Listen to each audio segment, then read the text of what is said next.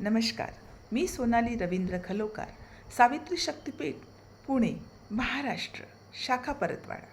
11 April 2026 Mahatma Phule यांची 200वी जयंती शुभारंभ होत आहे.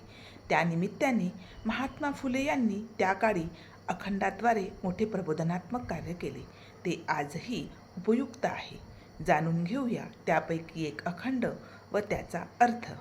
आजचा अखंड आहे, थोडे दिन तरी मध्यवर्ज करा, तोच पैसा भरा ग्रंथासाठी.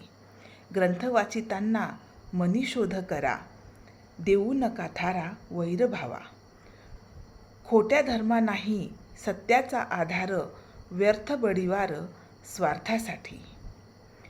सत्य सोडून या धर्मवादी होती, संग्रामी करीती रक्तपात.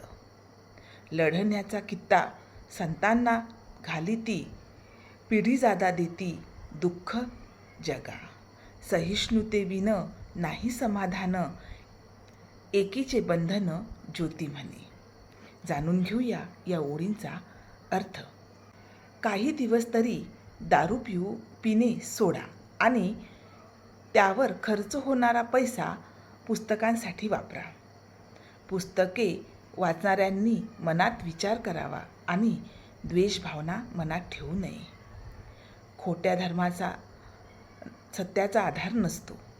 काही लोक स्वार्थासाठी मोठेपणा दाखवतात. सत्य सोडून धर्माच्या नावाने भांडणे करतात. लोक युद्ध घडवून रक्तपात करतात.